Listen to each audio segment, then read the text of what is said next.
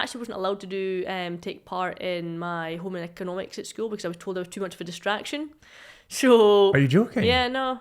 All right, everybody. So today on the podcast is a little bit of a different one. Today we're actually sitting down with Lorna McNee. Now, Lorna McNee is a Michelin Star chef. In 2016, she won the Game Chef of the Year. In 2017, she won National Chef of the Year. And in 2020, she became the head chef for Cail Bruich. It's funny, I've actually eaten in Cail Bruich a couple of times, and I have to say the food is phenomenal. Now, in 2021, they won a Michelin Star. And in this conversation, we cover everything from good food to recipes to what goes on in the kitchen and what it takes to become a head chef. I think there's so much in here that you're going to take out. It is a very chilled out conversation. We're very open and honest, and I really do hope you enjoy. But before we start this video, if you do me a huge favor, as always, and hit that subscribe button, 5-star button, follow button, whatever it is, wherever you are, I'd really appreciate it. Honestly, the more follows, subscribes, and all that kind of stuff we get, the more incredible guests we can get on the podcast. So thank you so much for that. And without further ado, my name is Harrison Brown. This is the Into the Mind podcast, and let's welcome Lorna McNee. I was going to start with the beginnings of your career. We kind of touched it there, but I feel like I kind of want to start in the kitchen, in the stress of it. What is the biggest disaster that's happened in the kitchen for you? Personally, my biggest disaster was, so I was training in a 2-star restaurant. Okay. Kind of the first time I'd ever really stepped foot in something that was that serious. Prior to that, it was a small Italian-run restaurant, so it was somewhere that I really was out of my depth. Okay. And we were making a sweet corn velouté, and you boiled the sweet corn in some stock, and then you had to add cream and corn flour to it to thicken it before you blended it, which I thought I'd done. Blended it, and the sous chef tasted it and said to me, "That's really sweet." And I was like, "Well, it's sweet corn." And he was like, yeah, exactly. And he was like, "Are you sure you've not used icing sugar instead of corn flour?" And I was like, no. And then I thought afterwards, shit, I've definitely used icing sugar instead of corn flour, because it was quite loose as well. So that's probably the first biggest mistake that I really remember doing. It might not sound too detrimental when you're in a 2-star kitchen and it's like something that's on the menu. It's a case of, okay, it's not good enough, start again. So that's probably the biggest mistake that I can remember. I also had a very similar thing in that kitchen where there was fennel seeds and cumin seeds, and I was meant to use fennel seeds and I used cumin seeds instead, and it was exact same kind of error that I had made. I didn't even read the tub, I just looked at the seeds and thought, yeah, they're the same. And being older and wiser and having worked in the kitchens for a long time now, they're definitely not the same. You can tell the difference just by looking at them, but when I was younger, I definitely couldn't, and yeah, that was another mess up. So I'd say that's the two biggest mistakes that I really remember. How do chefs, because I'm guessing you manage a team at the moment, don't you? Yeah.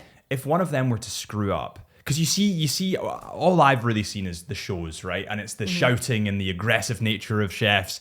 Is it actually like that, or is that not how it really happens? I mean, it can be from time to time. I think it depends on your stress levels at the time and how far you've gone past the point of no return.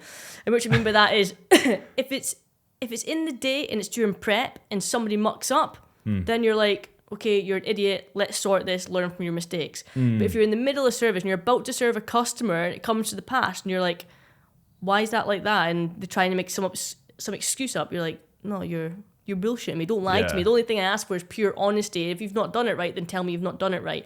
So in that case, when it's at the point where I'm about to put it on the plate, then I can be a bit angry. I wouldn't say it's screaming and shouting, but it's definitely a very firm word that I'd have with them. And that's why I try and make sure that the chefs are always, throughout the day, check everything with me. So I don't care if it's an emulsion, if it's like if it's something very minuscule, a piece of we puff up some rice basically. This happened the other week. We puff up rice and it's puffed at 200 degrees and it makes it nice and toasty and like nutty in flavour. Someone had done it and they just put the oil as high up as it could go and burnt the rice and then put it on the dish, and I tasted it and I was like, that's burnt. And they're like, and it's like, go get me fresh rice now. Well, it'll be another 10 minutes. Okay, well, I'm not serving the guest burnt rice, so let's get some fresh rice on. So it's one of those things that you just need to, it really depends on the moment, how far it's gone and how angry you get. But like, all kitchens are different. I try to stay as calm as possible. I'm definitely a lot better now than I used to be.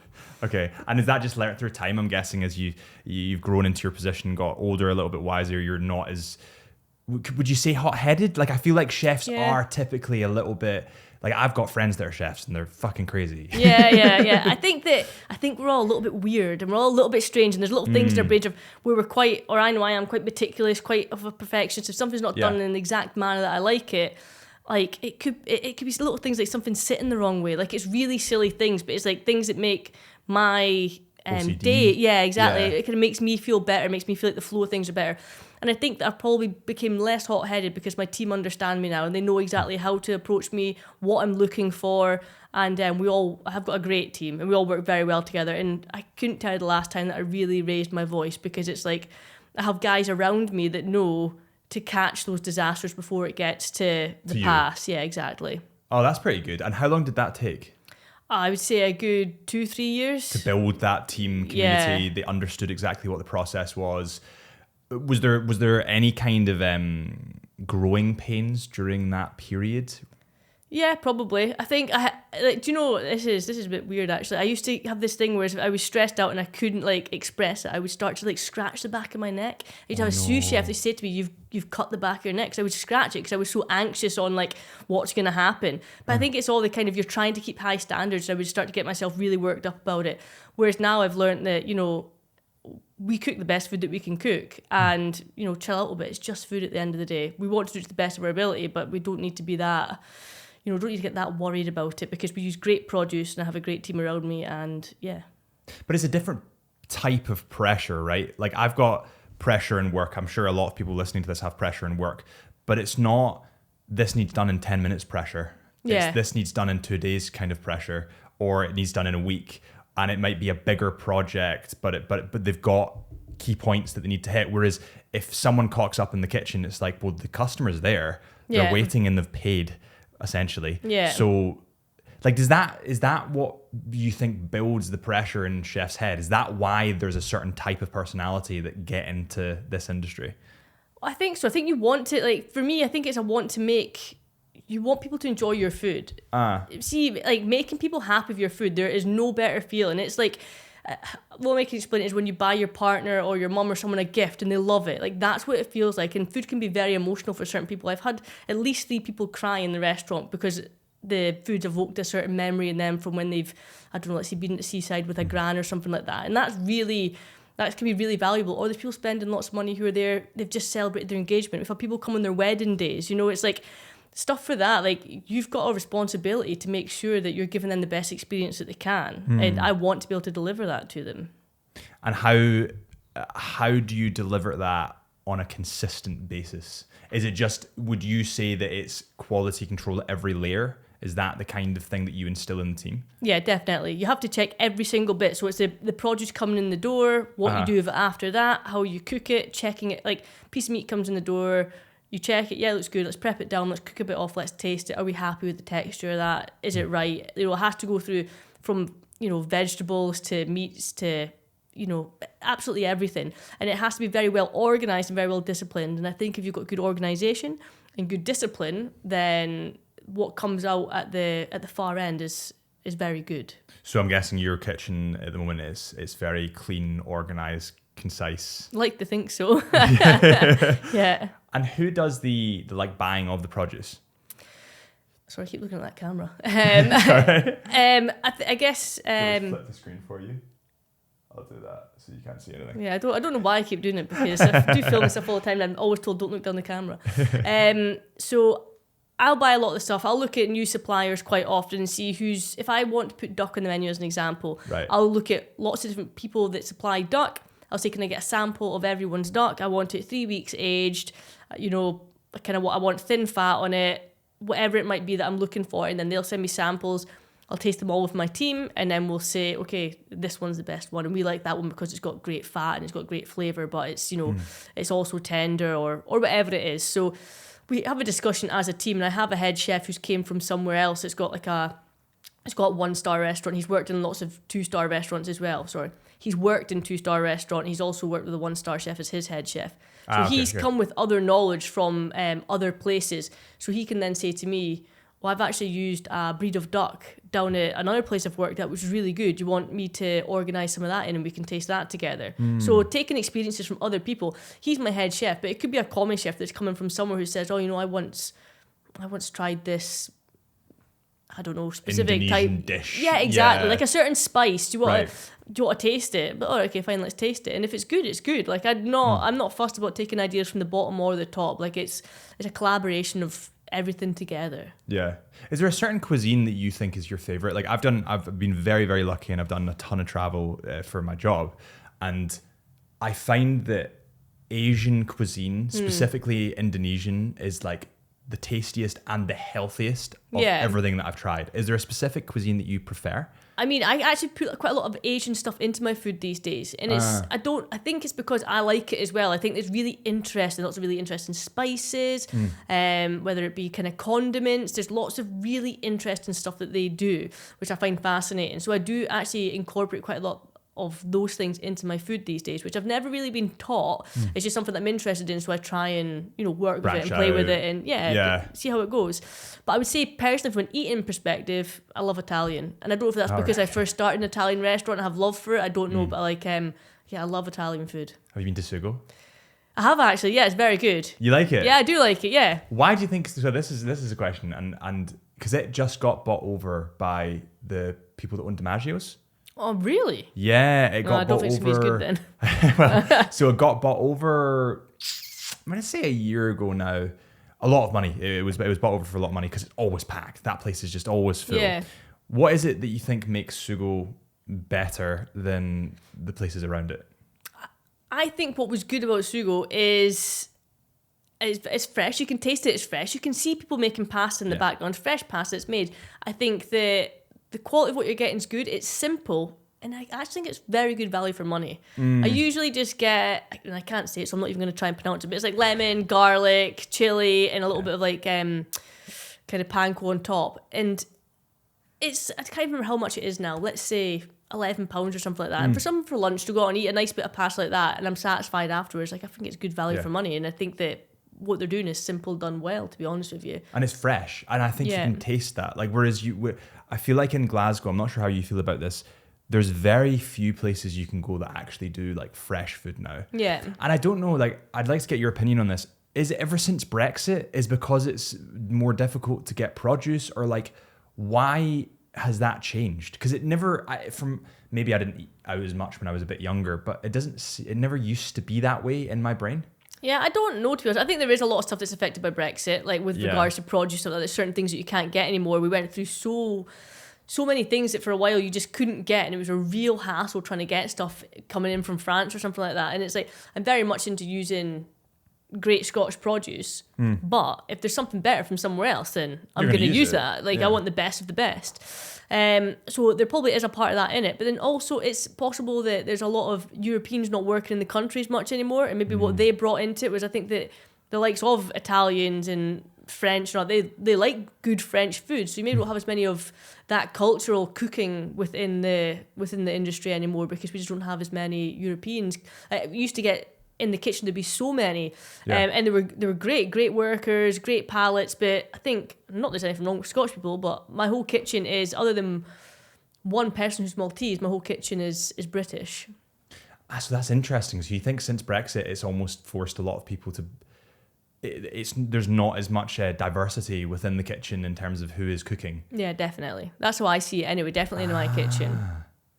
That would kind of make sense though, and it would also kind of make sense that would impact the quality of the food, right? Because more people from different backgrounds, their mum cooked a different way. They understand certain spices and certain things a little bit more acutely, or the French will add tons of garlic to stuff, like that kind of stuff. You do get that. It's definitely, when you have Europeans in the kitchen, see the love that they have for food and the passion that they bring into it is great. And all my team are great, but I just think that there's just something different that certain other cultures bring to your team, and it's a shame that we don't have as much of that anymore. Well, it's a little bit like an accent, right? Everyone can speak English, but some people have different accents. They might have when they have a French accent or an Italian accent, and they put that accent on food. It's like their little flair. Yeah, exactly. They can put that on their food. Have you done travel? Have you gone to kind of Italy, France, and these kind of places? I have done little bits, but not as much as I've liked to have. I've been to France a couple of times. I've been to Italy a couple of times. I've been to America a few times. I do like America. Yeah. I can't think where else I've been, but like I haven't been as much as I would like to have been, and I don't know if that's possibly because of the work that I do, and I'm in the kitchen quite a lot, and getting time off can sometimes be a bit of a challenge, or used to be anyway. It's not as You're right. Yeah, fine. It's not as bad now, but I've not done as much travel as I'd like to have. I would have loved to have gone to. Actually, I was meant to go to Japan just before COVID.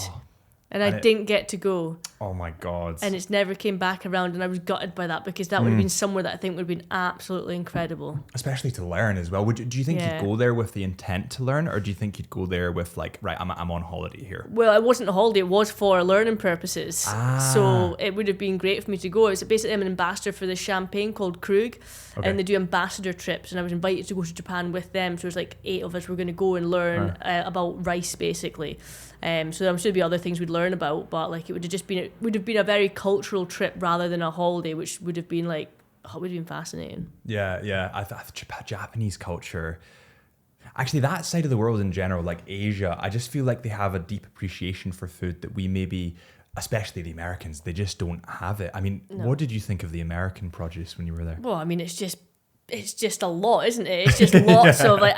We went to eat somewhere once, and I love prawns. I got like this prawn starter, and it came out, and I was like, "Oh, if you're in our country, you get like 5-6 prawns if you like for your starter." Honestly, I'm not doing. It's about 30 prawns on this plate, and I was like, if I eat all this, I'm not having my main course. I was like, and it was delicious, but I was like, I just have to stop like a third of the way through, because there's no way I'm going to eat my main course after that. So it's just a lot of it's too much of it is sweet in my opinion. So like. It's a lot of a lot of heavy, greasy, sweet food. There is some good things. There's a place called Buffalo Wings out there, and I love it. It's like the biggest chicken wings you'll ever get, and it's got great dressings. And it's fantastic. I'm not saying all the food's bad, but it's definitely it's very heavy and very large amounts. Yeah, I just felt.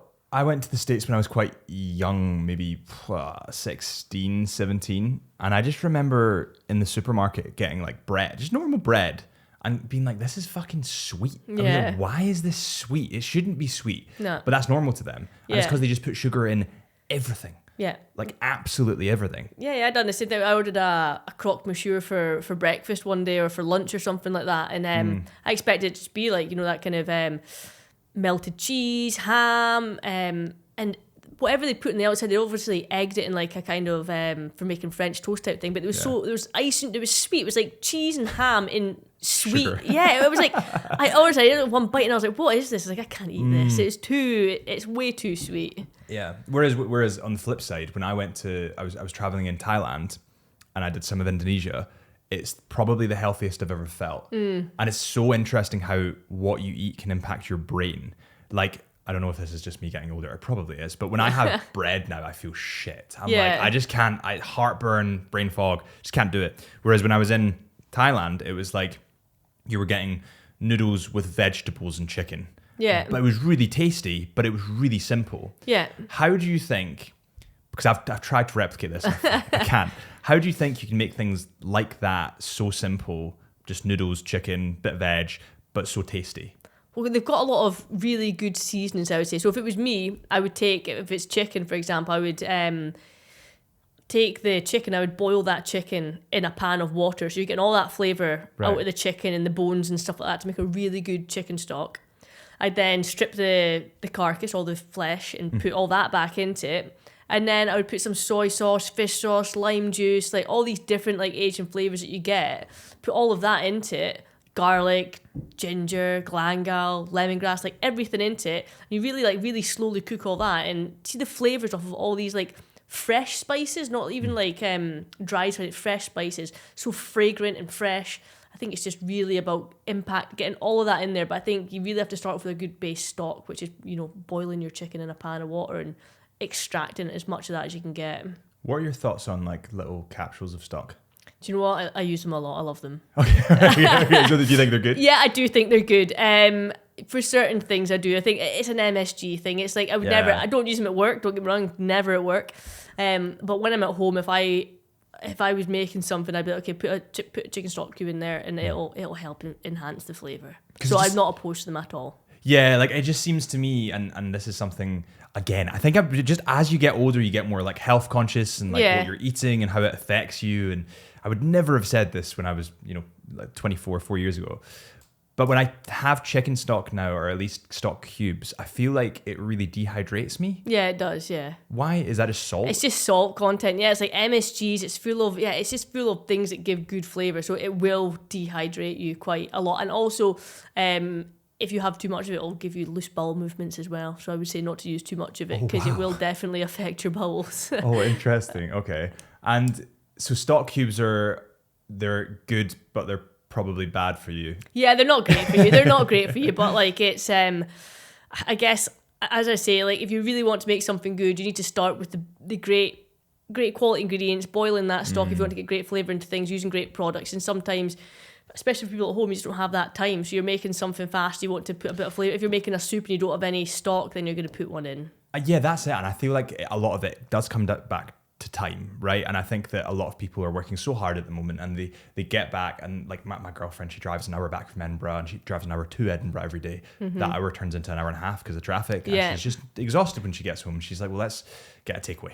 And I think a lot of people as well have turned to like meal prepping. Have you tried meal preps? Do you think they're good? Or? I do think it's good. I think that the only thing I would say about it is you tend to then, if you're going to meal prep, it can sometimes, I done it last night for myself. So I'm at work and I want to make sure that I'm eating healthy whilst I'm at work. So I made a curry last night, but that's not going to last me 3 days. So it's like, do I want to eat curry for 3 days? Probably not, but I will, because I love curry. So I think it really depends. I do think it's good for people who have got busy lives. And I think everyone's got busy lives these days. I have a 2.5-year-old, and it's very, like, he doesn't eat anything. Like, he eats nothing. It's terrible. Chicken nuggets and potato alphabets is about it. Like, he's got a weird thing with textures. So we've spoken to a health visitor about it, and they're like, make sure you're all sitting down, every family meal time together at the table. It's like, well, that's just not possible. It's like, I work very late hours. If my wife's working, then she's got to come home, then she's got to walk the dogs, and by the time she gets home, it's like 7 o'clock, and it's like, it's too late for our son to eat his dinner. So, we try and do it as much as we can, but I just think that families are busy these days. So I think it's difficult to everyone sit round and eat a meal together. So things like meal prep can be quite good for busy households. On a Sunday, if you have time, you're going to make a bolognese, but then after that you're going to make a lasagna out of it, and you're also going to make tacos out of it, or whatever it is. So I think there's certain things that I think meal planning is good for. What about meal preps that are bought in? So like a couple of my friends, I mentioned Jamie earlier, who was training for a role in Outlander. So when he was training for that role, I think he's doing season 2 at the moment, but he bought in meal preps. Yeah, okay. So like from the internet, and he'd shove them in the microwave. Yeah. And like in my head, I'm thinking, well, they've probably got the accreditation to be healthy, because otherwise an actor wouldn't be using them. Yeah. But at the same time, the prospect of putting something in the microwave, I'm like, that can't be healthy. Yeah, I mean, there's so many people doing it these days. I used to do CrossFit a lot, and it was great, and I loved it. And a lot of them would use these kind of meal prep things to kind of stay on track with your macros and stuff like that. Yeah. And I think they are good for some people. I just don't tend to like to put something in the microwave and heat it up like that, to be honest with you. I'd much rather just cook it. You could make it at home for cheaper and box it up yourself, to be honest with you. I know maybe someone who's an actor and they're always on the go, or an athlete or stuff like that, it probably isn't as easy as that. So there are certain people who I think are probably doing it well, but I think that you'd be better off just making your own stuff at home, and then you know exactly what's going into it. Are you looking for a luxury watch or a luxury diamond? Well, I know the place for you. Chisholm Hunter is a family-run business, and they've been going for over 165 years, which is kind of insane. Now, they have 28 shops throughout the UK, and whenever I'm buying a luxury watch or something for the missus, I always go to Chisholm Hunter. I think a huge part about buying a watch is having trust with if you're authorized retailer, and Chisholm Hunter are an authorized retailer. They're authorized for Tudor, Vacheron Constantin, Tag Heuer, Omega, and many, many more. More or less every brand you can think of, Chisholm Hunter are authorized retailers for that brand. They're also world renowned for their luxury jewellery, and I actually know that Harriet Slater from Outlander was wearing Chisholm Hunter jewellery on her most recent, I think it was a red carpet or something like that, which is really, really cool to see. So if you are looking for something for yourself or a loved one, head to our sponsor, chisholmhunter.co.uk. That is chisholmhunter.co.uk. And while you're there, type in the discount code CHSUB, that is CHSUB, for an exclusive 10% off your first purchase. Thank you guys so much for supporting the podcast, and a huge thank you to Chisholm Hunter for sponsoring these podcasts and making this Into the Mind space come to life. That's chisholmhunter.co.uk if you're interested, and let's get back to this conversation. I think what I really struggle with, and I'm sure a lot of people listening will struggle with this, is portion control. Oh, yeah. I really struggle with, if I make something, even if there's enough for two, I'll eat the whole thing. Yeah. For fucking no reason. I would just be like, it's there, might as well. It's on my plate now. Well, and I know it's too much. Or what happens is I make like a good bit of sauce and then I make pasta, and the pasta way outweighs the amount of sauce and it's just like the portion control is just off. Like how do you, I suppose, portion control? Do you measure things out? Yeah, I do. Yeah. Right. If I like, because I'd be the exact same. You're making pasta, you pull a bit out, and you put it in and go, nah, it doesn't look enough. You put more in and you go, ugh. Maybe just pour the rest of it in. Yeah, and before you know it, you've got a mountain of pasta. So, like, they're kind of, I think your daily, what you should have is, I think it's 85 grams of dried pasta. So if you put that in, if you weigh that and put that in the pan, you're like, that's not enough. It's never going to fill me up. But it does. And if expands. It does, yeah, exactly. And if you're really that conscious of it, then what you should do is, you know, put an extra 15 grams and make it 100 grams if you want to. Do you know what I mean? But like the 85 grams is enough for you. It's the same if you have rice. I think it's 75 grams of rice or something like that as you should have. And rice is the same. You always make way too much of it. And I'm saying this, I'm terrible for it. I always cook too much at home. Something with potatoes, if you think about it, if it's for yourself and your partner, like 2 potatoes each is enough. But if you're making roast tatties, you're like, maybe I'll do another 2 potatoes. You know what I mean? Yeah, exactly. Yeah. And you go back and you eat more, and you don't need to, because if you had the right amount in the first place, you'd feel totally satisfied and be quite happy. But maybe you're just a bit greedy like me, and you're just like, you know what, I'm just going to keep eating because it's good. So it's, I think if you enjoy food, it's hard to stop. But yeah, I personally weigh things. I suppose that's been kind of drilled into you though with the restaurant side of things. Yeah. Because accountants will be looking at that as well and being like, well, you need to measure it out because you don't want to waste anything. Yeah, and we have recipes as well. Like, we have sauces that we make that are fantastic sauces. Like, my food's very much sauce orientated. We make fantastic sauces, but there is a recipe for every single one of them, and it might be, there's 4 shallots, and then there's 2 cloves of garlic, there's 400 mils of Madeira. Like, it's very, very accurate of how much liquid you've got to put into that. You've got to reduce it by half, and then by the end of that you should have 5 litres left over. So you're measuring and weighing every single time to make sure that the sauce tastes the same every single time you make it, because at our level it's all about consistency, about making the same thing just as good every single time you make it. It almost seems like science. Yeah, I'd say it is a bit like science. Yeah, tell my science teachers that. Yeah, but it does. Like, it seems like to a degree, the more you get into cooking, the more that it becomes extremely measured and almost like trial runs, right? You'll reduce the sauce by half, but you only put 1 garlic clove in that time. How does it taste? Probably needs a bit more. Yeah. And it's almost like trial runs. It's an experiment until you get to the final result, which is the sauce you create. Would the sauces you use within the restaurant be like your unique sauces that you've made? Yes, definitely. I mean, everything that I make is something that's unique to, like, I had a Thai green sauce on for a while that went with a crab dish. Really, really nice. But it took me a few attempts to make different Thai pastes. And okay, that's got too much ginger, and I'm going to take this much ginger out. And weighing it. So some things are like 8 grams. We're like, 8 grams, I'll just put in 10. It's like, no, put in 8 grams because it's 8 grams. Trust me, I've tried it. It's 8 grams. I've tried all the different ways. And I've gone below and above. Yeah, exactly. This is the right amount. So it is a lot of trial and error. And then once you get it and you're happy with it, it's a little bit euphoric, because you're like, everyone tastes it and they go, wow, that's good. And then you have guests say how great it is, and then as I say, that's then you get that, real euphoric feeling of you're making people happy with your food. And pastry is very, very science driven, because if you do very small changes to pastry stuff, then it just doesn't work at all. So it's really, really precise with pastry making. Do you get a little bit of heartache when you have to strip something off the menu? Yeah, I do. Yeah, and we do.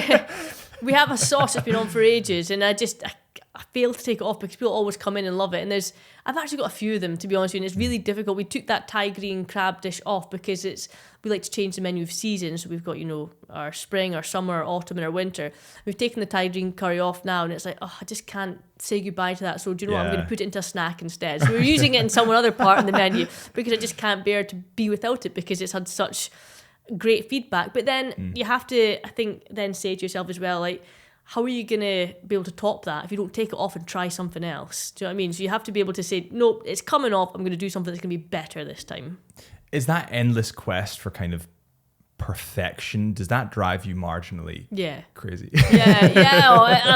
My partner always said if we're out walking the dogs and I'm never not thinking about food, and she'll quite often say to me, can you just think about something else other than food? If we're out walking, I'll see a tree or a herb or fresh produce. I'll say, look, you can get this or you can do that or whatever. She's like, just like chill out. You're not just like, or be lying on the sofa and be like, what do you think about this sort of dish? And it's like, I just can't not think about it all the time. And trying to, let's make a sauce again, you're making a sauce and it's just not quite right. Like, it's annoying until you go back to, and do you know what I'm really bad for as well, is making something.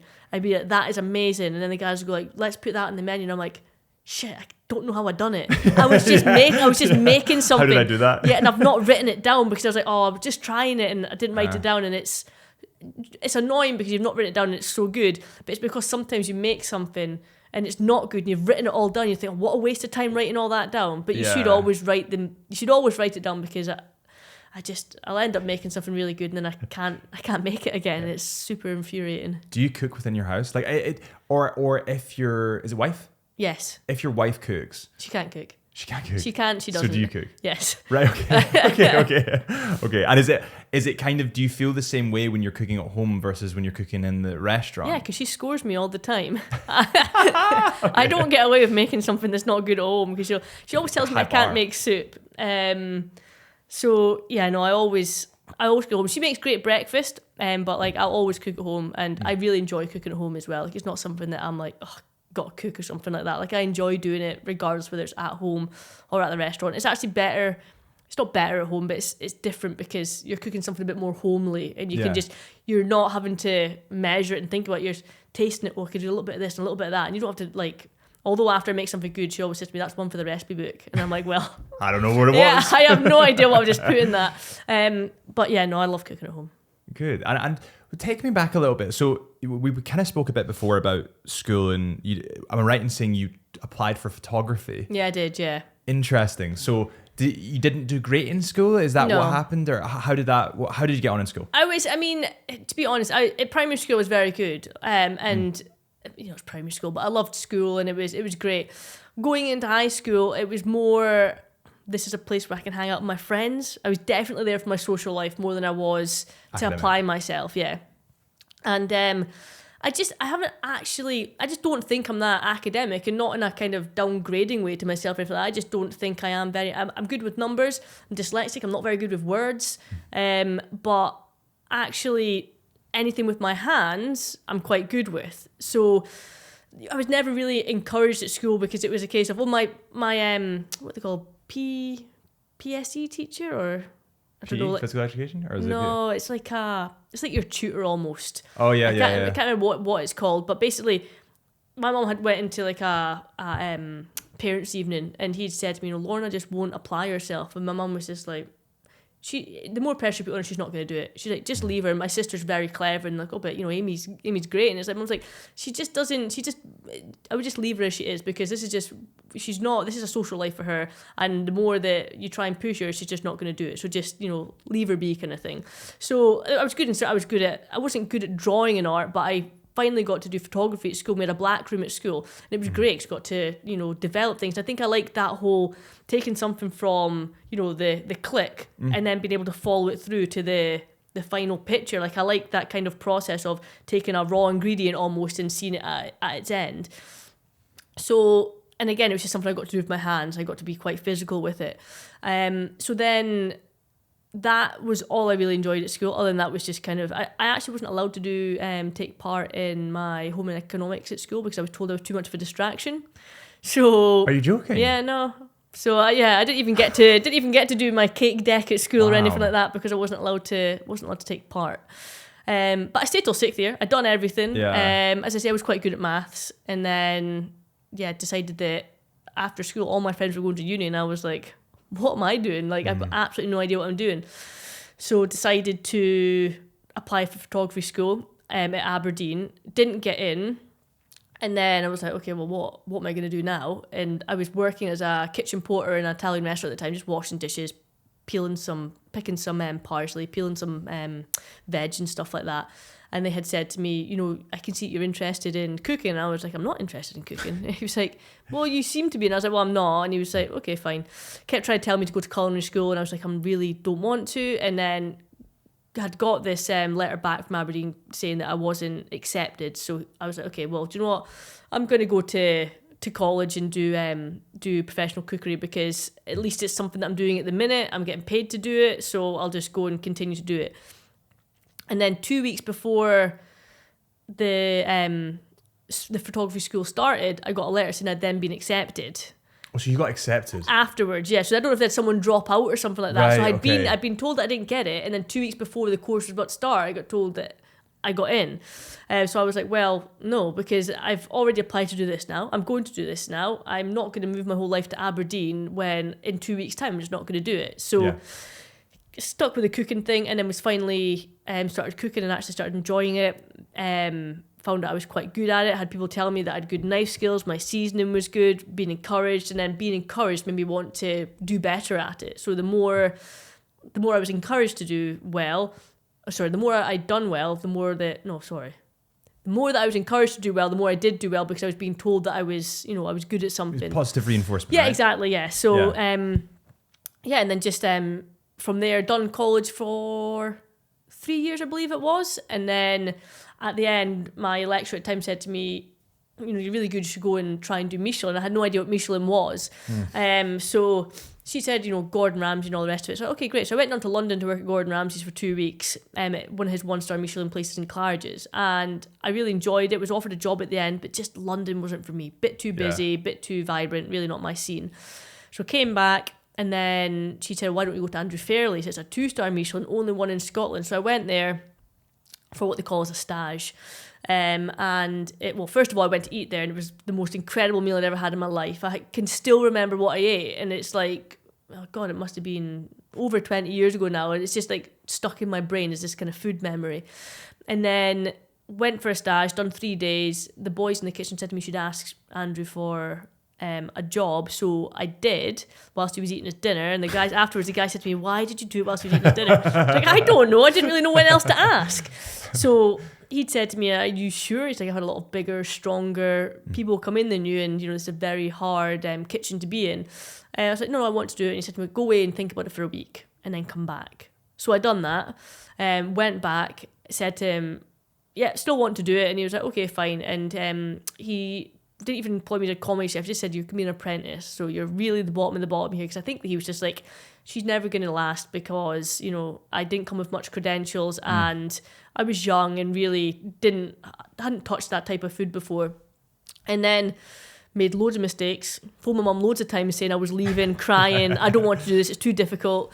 And every time she would say to me, speak to Chef Andrew, because, you know, he'll tell you the right thing to do. And he was the most brilliant mentor in the world, and he was really encouraging and really, you know, think how far you've come in the last 6 months.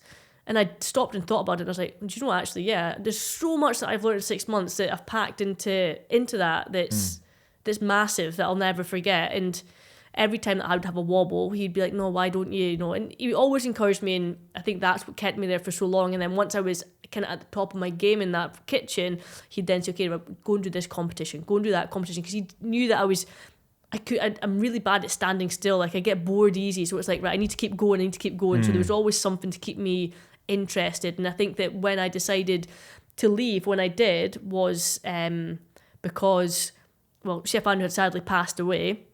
And then I think it was a point where I was like, okay, there's nothing here for me anymore, pushing me, guiding me. I'm ready to make that next step to do my own thing. So I did. How did that impact you, him passing away? Massively. It was super. I remember he had a brain tumour, and he'd been ill for a very long time, but then it kind of came to a point where he'd sat us all around the table and told us that he was in the stages of dying. Oh, it was so hard. It was incredibly sad, and he came over and gave me a cuddle and said, "Look, it's fine, don't worry," and all that. And I was like, no, I really found it really difficult to handle. Like, he was a massive kind of figure in my life, so it was very difficult. And then him passing and knowing that he's not seen how successful I've become is quite sad as well, because I'd love him to have seen kind of what he put me in line to achieve. do, yeah, exactly. And I wouldn't have been able to do it without him 100%. It was down to him and the encouragement and the kind of mentorship that he gave me. So if anyone ever asks me now, like, kind of what's the best, how do you get into this and what's the best thing to look at, and look for a mentor, find someone who's going to encourage you. And I try and do the exact same with my team and make sure that I'm encouraging them and always trying to better them, because that's exactly what he done for me, and it really helped me. So it is incredible the impact these kind of people can have. I remember talking to a guy called Sione Tuipulotu, who's the captain of the Scotland rugby team, and he said he had a teacher over in Australia, and he still keeps in contact with the teacher to this day. They still meet up for coffee, and he said he was the only one that believed in me. Yeah. He was the only one that encouraged me, and without him, he wouldn't have gotten to the Scotland team. He was like, "There's no way." And it's tiny moments, tiny things that actually have such a huge impact on the future of people. Yeah. I think, especially when I was in school, I'm not sure how you got on, but I just don't think it was there. Like, there wasn't really that much encouragement. It was more like, well, if you don't get straight A's, then you're a failure, and you probably should become a doctor. Yeah. That's kind of it. Yeah, I remember a teacher telling us at school, well, if you don't stick in and do this, you'll end up working in Tesco. And it's like, well, one, that's a horrible thing to say. It's like, but two, it's like, what if I go to Tesco and I'm the manager of Tesco, and I, like, it's like, yeah, do very well. Yeah, exactly. Yeah. Maybe I'm happy working in Tesco. Like, that's very judgmental to people who work in Tesco. Do you know what I mean? Yeah. Like, it's not a nice thing to say. But I was like, so you're telling me if I don't go to university, basically, I'm a failure? And I was like, that's not, because there's so many people who aren't academically clever, but are like carpenters and all that sort of stuff. So you just gotta just as you say, just because you're not a doctor doesn't mean you're not successful. Not at all. And some of the people that did worst in school are the least academic people I know, including myself. I failed everything. I was awful. They are all further ahead because they either didn't go to uni and they just started work. Yeah. So a lot of the time when people do find their thing, they can excel at it. But a lot of the time, school just doesn't offer that because the education system hasn't changed for 200 years. Yeah, exactly. You know what I mean? Yeah, I know. So they just don't offer that kind of stuff. Did you have? I'm not sure if you've been tested for this. I have. So I have dyslexia as well. Mm-hmm. And at the same time, they were like, you've also got ADHD. Yeah. Do you have that? I've not been tested for ADHD, so I've got no idea. Couldn't tell you. Because normally with people with ADHD, typically they wrap their dopamine kind of receptors around one thing. Right, okay. And that's why they have this obsessive nature when it comes to specifics. So like for me, it'd be photography and editing. I get huge satisfaction out of editing and photography, and I can hyper focus on it. But if you ask me to do literally anything else, I couldn't give a fuck. Yeah, that's it. Like I couldn't care less. Yeah. I really couldn't. And it's really difficult to manage someone like me because I literally don't care unless it's my thing. Mm-hmm. And it seems like you're giving some of the same obsessive nature results as someone that might have that.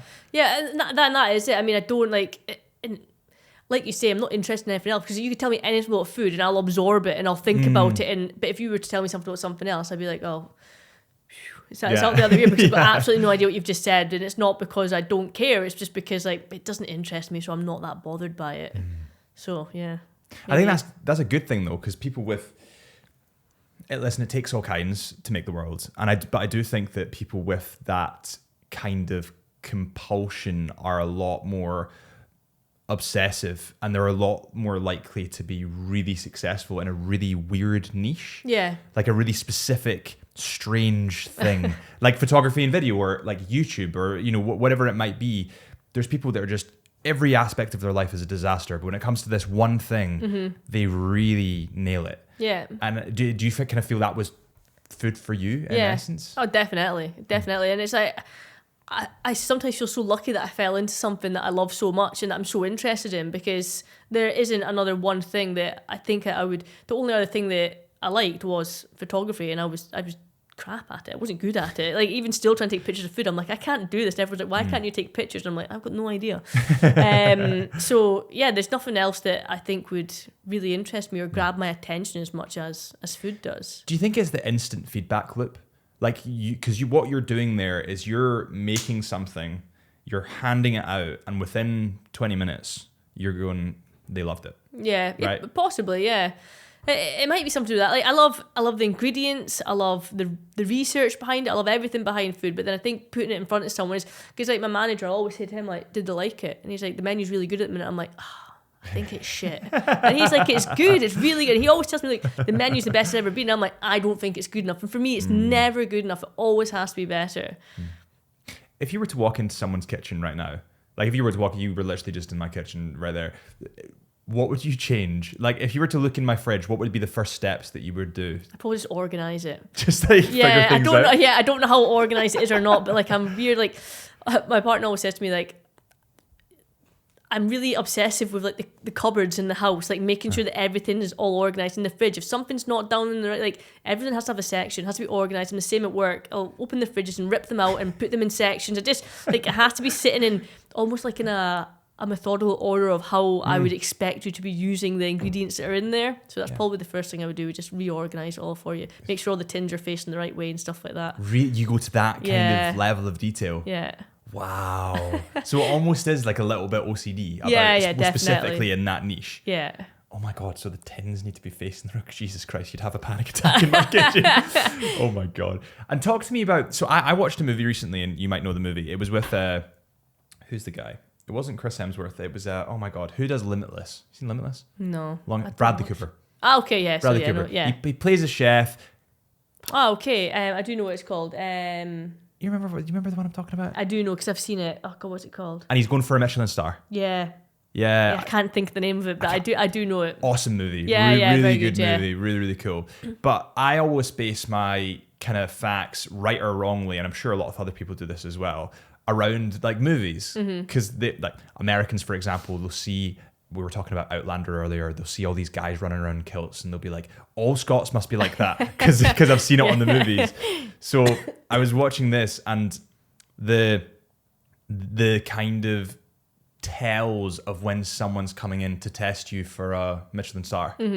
Is it true that they leave like a fork on the ground? No. Is that just bullshit? Not. It maybe was way back in the day, but it's definitely not. Like, you do not know who they are. And people can come and say, oh, you know, like, I think table 6 is a little bit sniffy. It might be someone or whatnot. But you just, like, honestly, you just don't know. In the past, however long I've been there, and someone said, I've always said, do you think there's been any inspectors in recently? And like, no, I don't think so. But then you'll see like maybe a post on Twitter where they have been in for something to eat, but you got no idea when they're coming in, which is why you have to be really, really consistent in what you do, because there used to always be like telltale signs of, they always come for tables of 1, and like that's how you knew it's table of 1. Make sure everything's perfect. Table of 1, Michelin inspector. But it's not like that anymore. They'll come as 2s, as 3s, as 4s, as 1s. Like, they come as everything now. So they're always changing their game to throw you off the scent.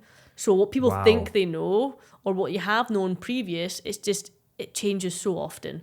So the game has to be just be consistent. Yeah, you just have to be your best at all times. You can't ever send anything out that you don't think is good enough, because if you do, that could be an inspector. Wow. Okay. See, I always thought there was I mean, this is just movie stuff, right? So what would be the tells before? You said one person would come? Yeah, it used to always be like, if there's a guest dining by themselves, you would think that, okay, that's a Michelin inspector. Or someone once said to me, if they come in and sit down and go straight to the toilet before they order the food, it's an Michelin inspector. Like, I honestly, like, I don't like.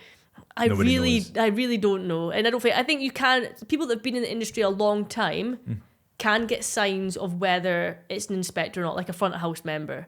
They can, and they used to. A long time ago when I was at Andrew Fairley's, I think every 3rd visit they used to have to put their card down and say you've been inspected, but they don't do that anymore. Okay. Like, these are all rumours that I've heard, but like, I think they had to, because a manager that used to work at Cail Bruich told me that an inspector once had unveiled himself to him, and it was a case of after however many visits, they had to say to you, you've just been inspected.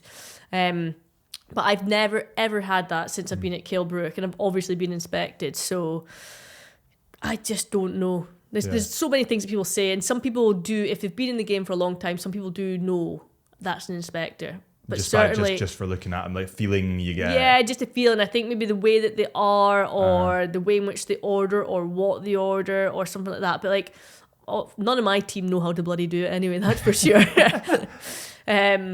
But yeah, I guess it's about being consistent all the time. And I think that if you have the love for food like I do, and like my team does, then you never want to give the customer something bad anyway. So yes, it's about being consistent for the Michelin, but it's also being consistent for your guests, making sure each one of them get the best of what you can deliver. So do you have the mindset of just ignore everything else? Like, I don't care if I'm being tested, I'm going to do what I do and make sure the food is great. Yeah, definitely. Or do you have the mindset of like, I know that I might get inspected today? Or is it just a case of ignore the noise? Yeah, you have to try ignore the noise and just do what you do, because there has been times before people have said it's the Michelin inspector and you overthink everything. Tasting it. Is it taste okay? Add a bit more of that, and then you taste and go, fuck, I've absolutely ruined that. Start again, get me another one on. Like you overthink it. So I think you have to do what you do and believe in what you do, and absolutely there's no shadow of a doubt that you're not happy with the dish for any customer, and then that way that you should be able to retain your star or 2 stars or 3 stars, whatever it is. And I think that's what I always went into Cail Bruich saying. I was like, I'm going to cook great food that I want to cook, that I think tastes good, and if a star comes, then amazing. That means that I've done it off of something that I love doing it, rather than trying to cook to get a star, if you know what I mean. But I love the star, like, don't get me wrong. Yeah. It's such a great thing to have, and it's an amazing achievement. I would never want to lose it, but I think you have to believe in what you're doing. How do the people that are measuring for the stars figure out what restaurants to go to? Is it just like word of mouth? This Cail Bruich's doing really, really well at the moment. I think it should be, put in the running for a Michelin star. Like, how does that work? I think it must be. I think that they must have inspectors in all, like, kind of everywhere, because it's not just Michelin stars they give out. They give out Bib Gourmands. They give out, like, just kind of like recommended places to go and eat. So I think that there's a lot of noise that must go on that they listen to. There must be a team of them that listen to everything that goes on, and they just, word of mouth, and they go and eat somewhere that they think's good. That they think's good and whatnot. Like this, you sometimes when you're at these Michelin events every year, you go, there's a big award ceremony, and someone will get 2 stars or 3 stars, and you think, I've never heard of that restaurant, or oh my god, they've managed to get that, or whatever. So I think that they know what they're looking for, and they're out there looking for it all the time. Right. And how do you deal with the kind of the stress? I know we touched on the stress at this, like in the kitchen at the start a little bit, but so I've got a friend that's a really good chef. I think he's just flown over to Australia to cook at a restaurant. I can't remember the bloody restaurant's name, but he was telling stories about some of these chefs and how they would blow off steam, or potentially when they're blowing off steam within the restaurant. And I can kind of see why they do it. Like, a lot of them turn to drink or alcohol, a lot of them turn to drugs, because it's so the pressure that's on you is insane. How do you deal with stress? Well, I used to go to CrossFit a lot. I loved that exercise. But see, now I just go for walks my dogs, hang out with my wife and my son. I don't really let it get to me too much. Like, I definitely don't do any of the drug thing or any of the drinking thing. Like, I will not allow it in my kitchen. If you want to take drugs, you're not working for me, and that's just my thing. I don't want it in my kitchen. I just think exercise is a big part of stress release. Like, if at home I go out a big walk, or I might go out for a run or something like that, but I do think that exercise definitely helps chill your mind out and maybe take away the stress slightly. But I try not to let myself. I've been in cases where I've been really stressed about it and just upset and just start crying. And it's just not. I try to not get to that point. But definitely, there is a lot of people that I think do the drink and drugs thing, but not for me. Yeah, it seems from the outside looking in, and obviously all kitchens are different, and different kitchens have a different way of running things. But from the outside looking into people, it does seem like that. And potentially that's the movies that are just manipulating our view of what it actually is like. I think that a long time ago, I think like kitchens have changed so much. And I think definitely since post-COVID, things have changed even more with regards to people's working hours. And like, we used to be a case of you would work 80 hours a week in a kitchen. That was just what was done. Yeah, you just did it. It was 7 days a week and you just worked. It's not like that anymore. A lot of places are doing 4-day working weeks and trying to keep the hours as low as they can. I'm not saying the hours are low, because they're not, but they're definitely not nearly as high as what they would have been. We tried to keep our chefs to 50 to 55 hours a week over a 4-day period. So it's definitely still long hours, but the guys, I can't think what I'm saying there. Long hours. I do this all the time. Yeah, exactly. Yeah, so it's basically like, I do think that there has been a time when there's been lots of kind of drugs involved in kitchens, and mainly I think for staying awake, because you're just like so tired, you're exhausted. Like people working in London, finishing at 1 o'clock in the morning, trying to get a tube home and then back into work for 6 next day. So you're getting like 3 hours sleep or something like that. And I think like, for the likes of that, I think that people have been known to take speed or coke or whatever to try and keep themselves going. So it definitely has been done in kitchens, but I think that things have changed a lot with regards to the way that you're treated in kitchens and the way in which things are dealt with. I'm very lucky. I've never been in a place that's ever been ran like that. So I'm only talking from what I've heard. Like I've actually never experienced it.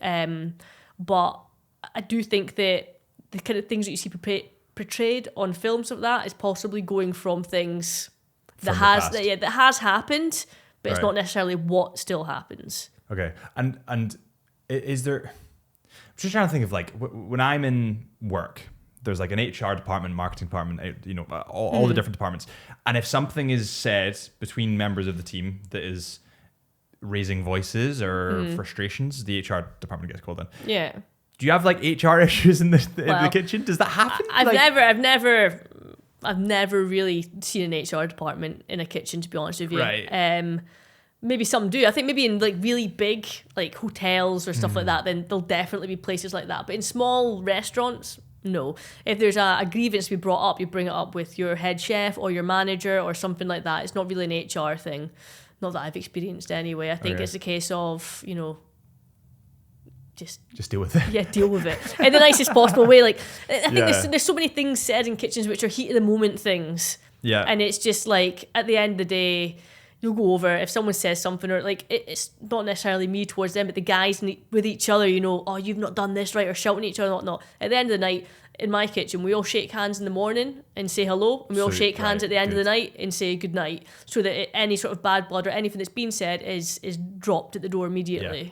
It was like heat at the moment. You said it, you go past it, you move on. A lot of life should be like that. Yeah. A lot of people cling to things that people say, and it's just like, what? Why are you even thinking? Like everyone was stressed, everyone was tired. We're all running off of not sleeping for 2 days and a hangover. Like why? Yeah, exactly. It's done. It's done at the door. You say sorry or whatever. And if it does escalate, then I'll pull them together and I'll say, look, this has become a bit of a something which is nothing. So let's just drop it there, and that's it. And then it's dropped. Have you ever had anyone in the restaurant that you've been like, oh my fucking God, that's Lewis Capaldi, or that's, We had, Amy McDonald dines quite a lot. So Amy McDonald? Yeah, she dines quite a lot with her man. Wow. And we've had, there's a guy, they were filming Spider-Man. Was it Spider-Man? Tom Holland?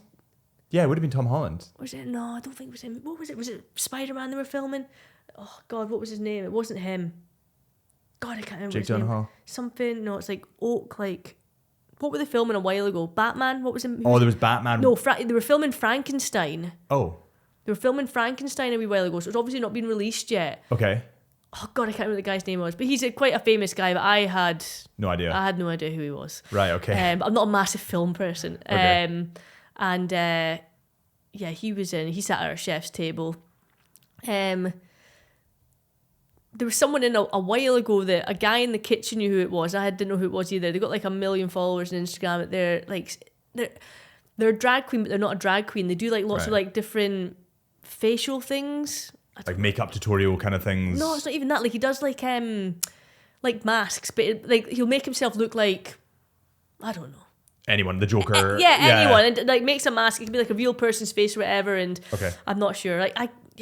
I'm super bad with names. I'm so sorry. But do you think that's a better thing? Like, because I know that if, let's say I was working in a restaurant and like, I don't know, Lewis Capaldi came in, right? I'd be like, oh, I better not fuck this one up. Like that would give me stress knowing that somebody big could potentially comment on my food. Yeah. I I guess so, but I think it's like you've got to think to yourself the positive of it and be like saying this. I'm a massive pessimist, but you got to say to yourself like they've chosen to come to my restaurant, so they've obviously seen good things or heard good things. So again, let's do what we do and make sure they enjoy themselves. So no stress added. Probably is a little bit, but I'll pretend that there's not. Yeah, well, no, it makes sense. And have you ever met any of your like you mentioned your mentor there, but have you had any inspirations outside of that? I mean, there's lots of people in the industry that I would sort of like. I can't even think of names just now, but there's so many people out there that are like doing really great stuff with food. And it's like there's restaurants that I look at all the time on Instagram that I just think there's so many people that are just doing new, not even crazy things with food. They're just looking at it in a different way, and I find that really inspirational because for me it's great Scottish produce cooked to my best of my ability, but some people are just doing some like, I don't know, just the way they serve things or the way that they look at things or whatever. Like some people's creative minds, I think, are really inspirational. Is Scottish produce good? It's amazing. So is it specifically meat that's mainly shellfish? To be honest with you, shellfish is fantastic. The best you'll get in the country, in my opinion. We do great scallops, langoustines, lobster. Like the reason that our lobsters are so high priced and stuff like that is because half of it goes to China because they want our stuff because it's so good. And our fish is fantastic. We've got great meats as well. Like Scottish produce is amazing. And if you ask any great chef, they'll tell you the same thing. Like Scotland gets a bad rap for food, and actually our produce is phenomenal. It's interesting. I was in Hong Kong when I was 15 or 16. I was actually working, and we were at a meeting in like a really fancy building, very top of the building, and there was lobsters out, and it specifically said like Scottish lobsters, really? and it had the coordinates of where they were. Oh wow! And it was super interesting to me that I didn't realize it was that world renowned. Yeah. Like I really didn't, because when you go to like, I don't know, when you're in Loch Lomond and you get lobsters, you just don't think of the fact that it's from the loch next to you. Yeah, exactly. No. If you get like as well, you'll see like the Scottish lobsters are all that kind of like a bluey kind of blacky way. And if you go across to America or some certain places, they'll get red lobster, which is Canadian lobster. It's nowhere near as good as what you get in the cold waters. You ever tried any really weird food? Lamb brains. What the you tried lamb brains? Yeah. Any good? Not really. No. No, it was quite mushy. Oh, like quite like creamy and mushy. It was actually done with like a breadcrumb on the outside to give it texture, but then inside was just like, well, it wasn't nice. Oh my God. I remember I went to, this is horrible, but I went to Hong Kong, and their culture is extremely rude for you to not eat what they put in front of you. Right, okay. But of course I couldn't understand anything they were ordering. So I was just like, yeah, sure, whatever, I'll just take whatever. We got starter, which was like jellyfish in noodle form. Okay. So I didn't know it was jellyfish. I just thought it was really weird jelly-like noodles, and it turns out to be jellyfish. Duck's feet, actually really tasty. Okay. Because what were they like puffed out? Were they like crispy or something? Yeah. So Yeah, if you can imagine just like the skin on a chicken leg. Yeah. But just the skin and done in really good spices. Actually really good. Yeah, I think I've seen that. It's really good. You should try it. But the last one, I actually felt so guilty about eating this. Like months after, I was like, I hate myself for this. But they brought out soup, and I was like, this soup's really, really tasty, like fishy soup. It was shark fin soup. Ah, okay, yeah. And I was like, oh no, like it's delicacy over there, but as a Scottish guy, I was like, this is horrible. I can't believe I just ate that.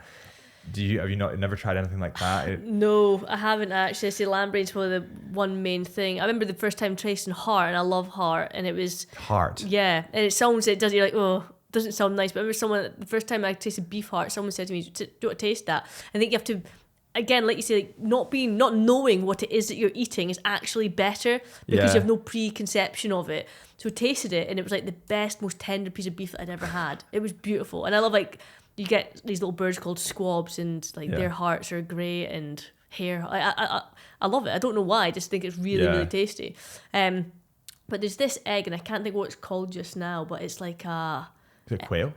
No, quail egg's great. But you've seen this egg. It's like, I'm sure is it Japanese or I don't know, but it's like a black egg, and they like ferment it for... Yes. Yeah, I have. Have you seen the monkey that like opens it and looks at it, smells it, and chucks it away? No, I haven't seen that. No wonder. Like it's just, I don't know why people would even want to try it. There's absolutely not a chance in hell I'd be trying that. Yeah, like 1,000-year-old egg, I think they call it, or 100-year-old egg, and it's just just fucking rank. Yeah, minging. Yeah, not nice. Would you ever, like, when you're managing your team, do you rule with like an iron fist? Do you make sure that your law is abided and followed? Or is it more like, all right, listen, let's have a conversation as people, let's chill out a bit? A bit of both, if I'm honest with you. If it's something that I expect done in a certain way, it's done like that. And that's it. You want to do it like someone always says to me, that goes exactly that bit. If someone say, oh, but like I think it looks nicer there. Well, no, it doesn't look better there, so just leave it like that. And that would be it. But then if it's something with the case of, say someone's prepping down a fish, and I've taught them this is how we do it, and then they turn around to me and say, or I see them do it a different way, and I'm like, that's not how I showed you how to do it. And they're like, well, I get the same end result, but I find it easier to do it this way. Okay, fine. Yeah, like, so it's it just depends what the end result is. Like, I don't, if I've got a dish that I'm happy with and I've created and I've put like that, and then someone tries to change it, I'm like, no, we don't change it. It stays like that. I don't care if you think it's better. This is how I like it, and this is how we're doing it because it's my kitchen. But if someone are prepping something and they tell me that they find a better way to do it, and they get the same end result, then that's fine. Yeah. So I think it depends on the circumstances. How did you build? Because I'm guessing like when you kind of lay the law, you need to have a certain degree of respect from your chefs that they go, yeah, you must be right. Mm-hmm. How did you build that respect?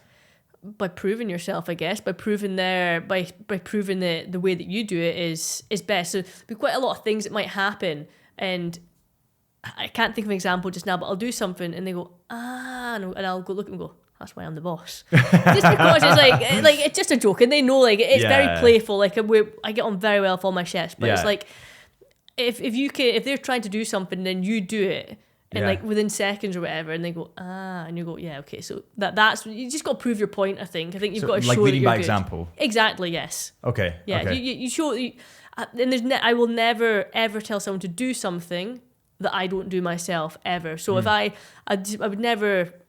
I'm not contradictory to myself. If someone is working in a certain way that I don't like, then do you ever see me working like that? No, okay, so don't work like that. Make sure it's neat and tidy and all that. But if I'm working in a mess and they're working in a mess, then I can't say anything to them because, they're looking at me and saying, well, you don't work nice. So it is definitely a leading by example and proving your point that you know what you're talking about. Yeah, yeah. I feel like that's an issue in especially a lot of larger conglomerate businesses is people are recruited based on who you know, right? So someone will do me a favor or I'll do someone a favor, and that's the kind of way that it goes.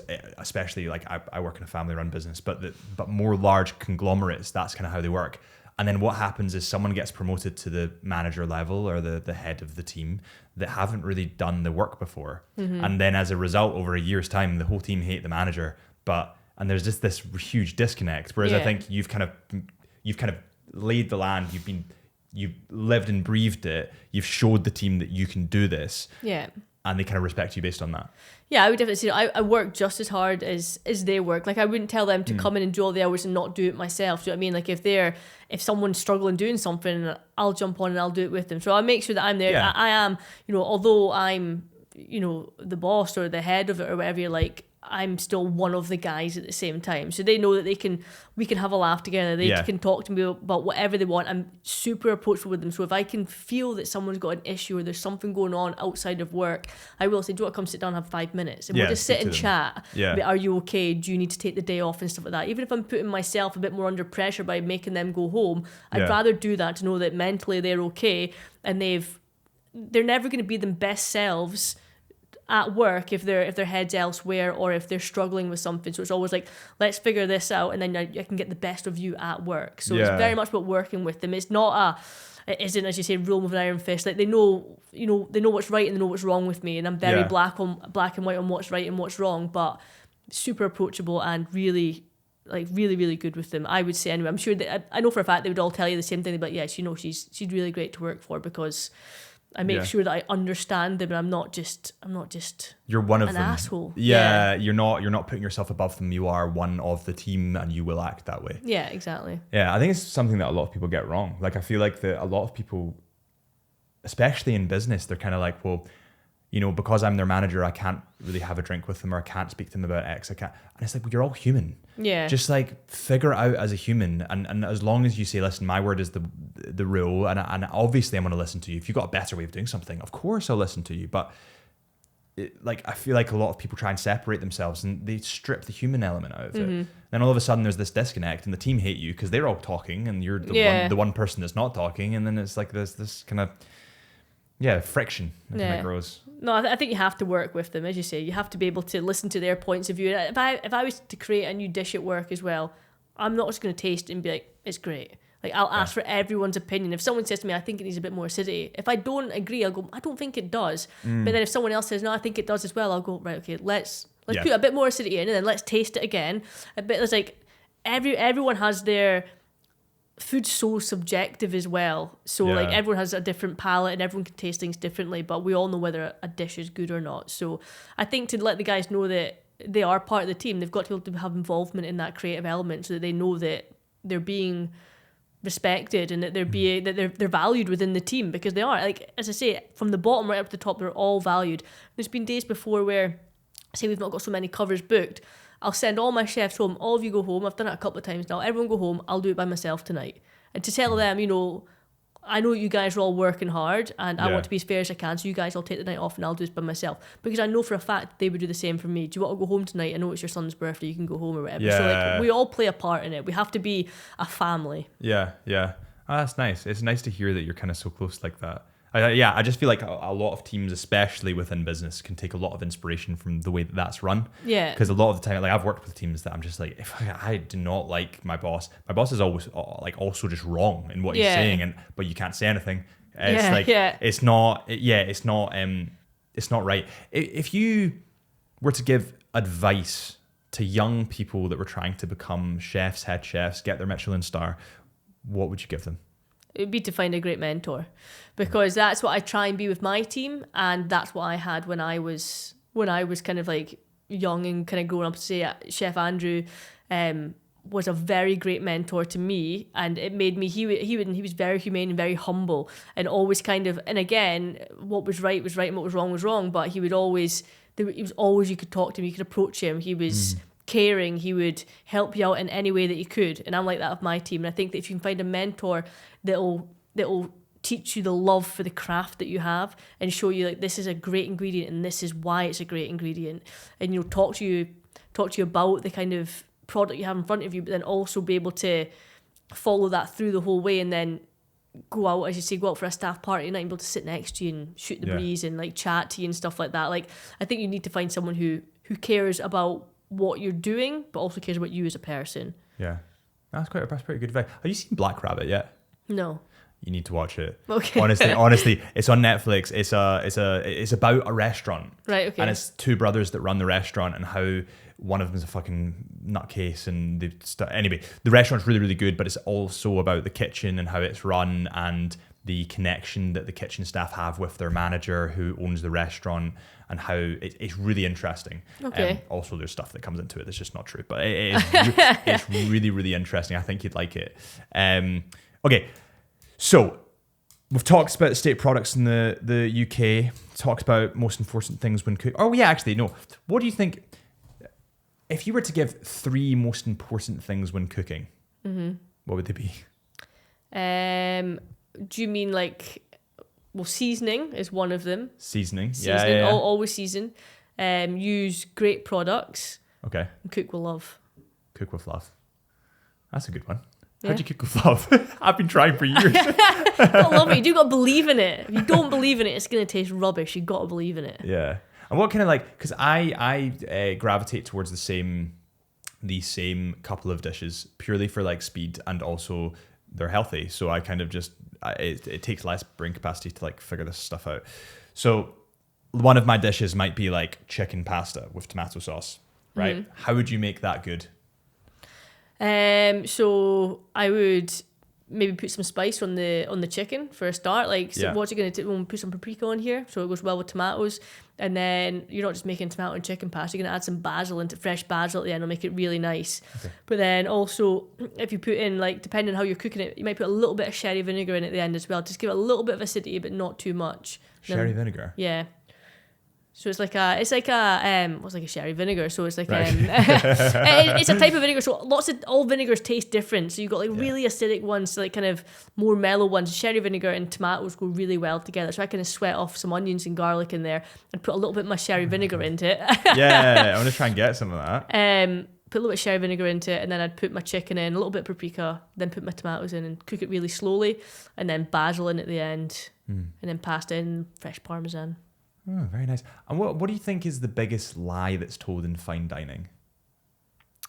Ooh, what's the biggest lie told? Because you see these, like, I think that when I give this analogy quite often, especially within business, you see this like graceful thing sliding across the water and it's this beautiful swan and you're like, wow, that's incredible. But underneath it, your fucking feet are pedaling away. And it's a bit like a kitchen, right? Yeah. You've got people screaming and shouting at each other, trying to figure stuff out and get the food out really, really quick. But at the end customer, it's peaceful tranquility. Within 20 minutes, they've got this beautiful plate of food. So what's like the biggest lie that's told, do you think? God, I don't know. That it's always calm in the kitchen, but that's not a lie. People don't think it's calm in the kitchen, do they? What's the biggest lie? That everything always goes to plan. That your food's always great. Like I don't know. I guess that like I think people think that when you go to a fine dining restaurant and the food's good, that well, it's always good because the chef's great. But actually, it takes so long to get to that. It takes so many attempts of that dish to try and get that dish perfect. I can't think what the biggest lie would be though. I'll go back and ask one of the guys this question. They'll be like, "Oh, this," and I'll be like, "Oh, I should have said that." There's a microwave in our kitchen. Oh no, there's not. Yeah, there Gordon is. Ramsay would kill you. Yeah, some people like when I first came to Cail Bruich, a guy that was working with me, he was like, "Have a microwave in the kitchen." I was like, "Why not?" And he's like, "'Cause you can." I was like, "Well, we do." So, but it's we make a fondue, make a cheese fondue that goes into our cheese gougères, which are super popular. Yeah. But we make a base where we scramble eggs until they're really far scrambled in the microwave, and then we blend it with cheese, and it gives it a really nice texture. And that's a bit weird. Why would you put eggs into a cheese fondue? Like we don't make people would make a bechamel and then put like cheese into it. We scramble eggs and then blend cheese into it. It's a bit weird. Like, that is strange, yeah. But it tastes really good. It doesn't taste eggy, it just tastes cheesy, but it's like really luxurious. What is the weirdest food that or weirdest combination that you've served people? Like, is there anything that you've been like, I've put this with this and it worked really, really well, but if they were to know they went together, it'd be like really strange? I can't think that I have. I'm sure there probably is, but people at the minute are doing a lot of chocolate and caviar, which I've never actually had, but it's meant to be very good. Like that kind of, because caviar, you get so many different types, and some are obviously a bit fishier and a bit buttery, a bit more nutty, and some are like saltier. And I think it's meant to be that chocolate salty flavour that you get from it. I've never had it personally, but I've been told it's very good. That sounds rank. It does sound weird, doesn't it? It doesn't sound great, but apparently it's good. I've never had that. Yeah. I know that they pair them with whiskey. Like they'll have a bit of chocolate and then be like, taste the whiskey, and apparently you get more, I don't know, notes out of the whiskey. You get more of the flavors coming out of it, the smoky or the sweet or the the peaty or whatever it might be. You get more of it with the chocolate. It just brings it out. Yeah. Maybe that's what it is. We used to do a caviar martini, so like martini, but then rather than serving it with like an olive or something like that, we'd serve it with like caviar. So you get a spoon of caviar, some caviar salt around the rim of your glass, and then just like do martini. Yeah. Ooh. Vodka martinis, like straight vodka and caviar basically. We've got a guy who still comes in and requests them, and he'll nail about 8 of them, and like, he loves them. Like, and he's fine. He's not like you would think, oh my god, he's absolutely fine. I've killed this guy. Yeah, exactly. But he loves them. He comes in all the time. We've got to make sure we've got extra caviar there for him because he always drinks it, but he loves it. And yeah, you'd think that you'd be paralytic, but no, he's just the exact same person. He's great. Wow, I've never thought of doing that. Do you get involved in the drinks then as well, or not? Not really. I taste them. Like if we're doing like I like to. I do like wine, and my manager will always like come and give me a taste of the wine that's going with the dish, and do you think that'll go nice with that? Or he'll tell me that's what I'm putting with that. It's nice. And then when we're doing new cocktails on the menu, the girls will always say, "Do you want to taste a new cocktail on that?" So, and I'll give my feedback, but I don't necessarily. I would say, maybe it needs a bit more of that or something. But nothing. Yeah, I'm not as good. Like Simon, who's the manager, he's really great because he thinks really. It's actually quite fascinating the fact that he'll think about it texturally as well and how it feels in your mouth. He'll go, do you not think that is like really creamy in your mouth? It might not be. There's no cream in it at all, and it's like you taste and you go, actually, do you know what? Yeah, it is. Like he's very, very good at the drink side of things. I'm quite bad with drinks because maybe it's like my alcohol tolerance. I just think it just tastes like alcohol. Like, see, if I was doing that whiskey tour at Harris that I was telling you earlier, and they were like, sniff this and get it right up your nose, and I was like, I just smell alcohol. Yeah. I was like, it's maybe a bit sweet. Yeah, some of them was maybe a bit more smoky. Like, that's all I was getting, and they were going, yeah, there's bananas and blueberries and like apple, and I was like, what the fuck?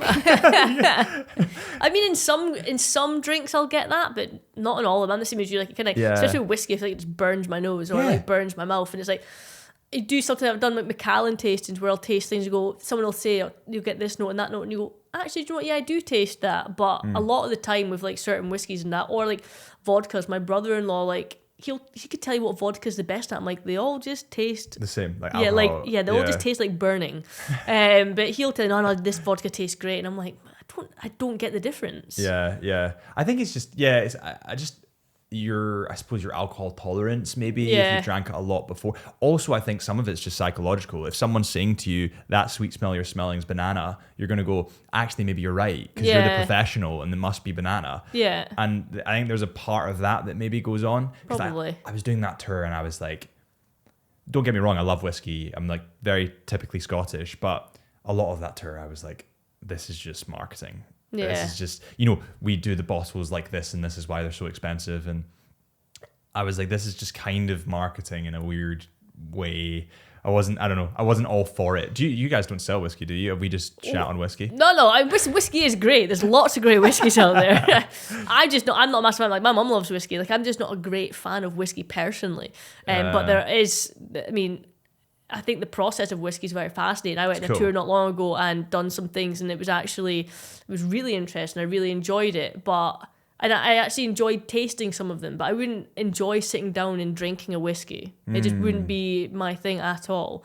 So I think there's lots of good ones out there, and people that love it, but it's not my cup of tea. Yeah.